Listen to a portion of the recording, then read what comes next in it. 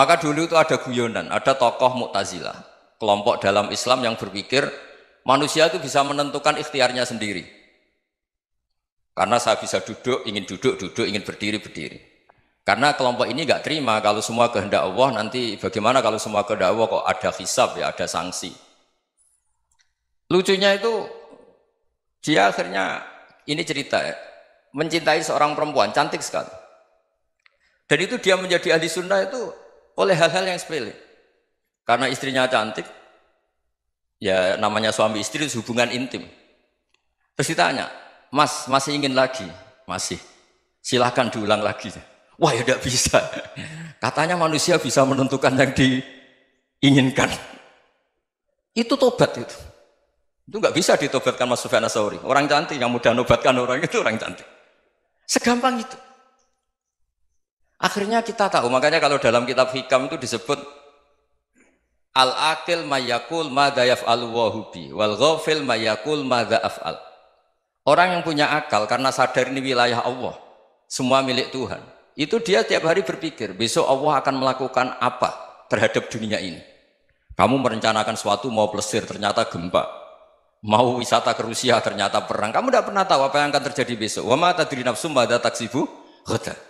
Tapi anda semua kita ini sering punya jadwal permanen. Makanya saya kalau diundang siapa saja, sanad takdir. Yang jelas Gus ini acara penting. Ya masih acara penting nak pangeran ngersakno piye? Kowe ape dadi pangeran? Kamu kok mau jadi Tuhan? Itu kadang ya kiai. Penting Gus acara ini jenengan harus memastikan bisa. Loh kamu itu yang ngajarin tauhid, sesuatu itu biadillah kok bilang-bilang apa pasti. Kalau maksa terus tak tobatkan kamu kata saya. Ya kalau gitu Gus bilang insya Allah. Wah itu hati saya, fisik saya, roh saya sudah bilang insya Allah. Tidak usah kamu latih kata saya. Nah hal-hal tauhid keseharian itu gampang sebetulnya. Wal ghafil yaqulu madza af'al. Tapi orang yang lupa Allah dia setiap hari bilang besok apa? Kita bisa melakukan apa? Seakan-akan dia itu aktor, dia penting, dia subjek permanen, dia. Padahal kita ini hanya objek kehendak Allah Subhanahu wa taala. Karena kita yakin sesuatu yang terjadi di alam raya ini kita tidak bisa apa-apa. Makanya saya sering ngaji, sering bilang saya, ketika Anda mensifati Allah, dia yang menghidupkan.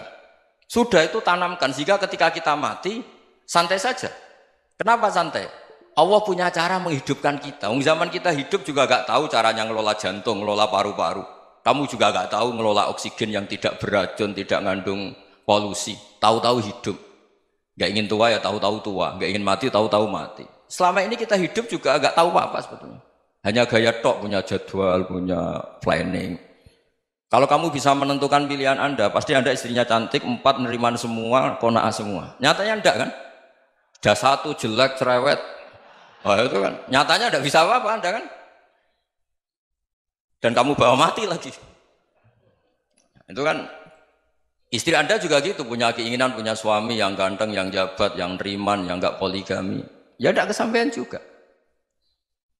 Kalau kita ngitung tingkat kegagalan kita itu gagal terus.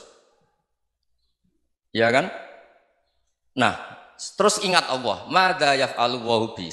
Orang yang punya akal selalu berpikir Allah itu menghendaki apa terhadap saya. Lalu sama-sama orang ngelihat orang yang serius, itu kata Anda itu pemikir berat, serius, senang punya tokoh yang merengut karena kamu anggap serius.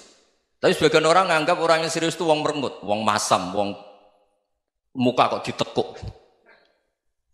Jadi sama itu hati ya muqallibal qulub tsabbit qalbi ala dini, karena kita enggak tahu cara berpikir kita tentang orang lain, tentang sekeliling kita.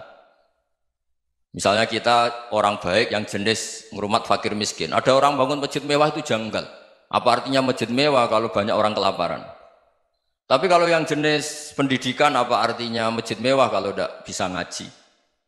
Nanti yang jenis infrastruktur, apa artinya ini kalau semuanya punya sudut pandang yang berbeda-beda. Dan Islam mengapresiasi semua kebaikan. Tapi katakan semua kebaikan itu adalah kehendak Allah Subhanahu wa taala. Karena apapun baik Anda itu pakai fasilitas yang diberikan oleh Allah Subhanahu wa taala. Sehingga ini yang disebut qulillah tsumma darhum fi khawdihim yal'abun. Ya kembali tadi ke tema-tema bahwa keseharian Anda ini sudah Islami. Saat Anda tidak bisa melakukan apa saja. Saya sering ada jenazah, biasanya kalau tetangga meninggal saya sering disuruh ngelepas. Saya bilang orang ini baik karena sering ngelamun di rumah, sering nganggur di rumah. Ditanya sama anaknya, kenapa Gus nganggur baik? Ya kalau dia nganggur artinya juga agak berbuat sesuatu yang maksiat kan? Ya kan? Orang nganggur di rumahnya ya tidak bunuh orang, tidak maling, tidak korupsi, ya namanya nganggur di rumah. Lah cuma istri cara pandang nganggur gak menghasilkan uang itu. Tapi juga gak menghasilkan kriminal kan? Jadi sebenarnya Islam itu makanya kalau sampai ngaji usul fikih itu ada kitab usul fikih namanya Lubul Usul, itu terkenal sekali di pesantren itu. Itu kalau ngapresiasi keseharian itu luar biasa. Izma min mubahin illa wa yatahaqqaqu bihi tarku haramimma. Karena keseharian yang mubah saat Anda lakukan itu ada kehebatan yang luar biasa, yaitu meninggalkan haram. Makanya dulu banyak orang-orang alim ketemu temannya itu guyon sampai semalaman. Itu biasanya yang semangat Islam itu kiai kok tidak tahajud, kiai kok tidak witir. Orang yang sedang mapan uangnya banyak, malam itu tidak kelayaban itu sudah luar biasa. Melawan nafsu supaya tidak maksiat itu sudah luar biasa. Supaya lupa guyon sama temannya semalaman sampai subuh. Gejolak-gejolokan kenang zaman miskin, zaman kuliah nggak jelas, zaman apa. Melihatnya jangan tarkut tahajud. Seperti ini meninggalkan tahajud, tapi meninggalkannya ini talkul muharramat.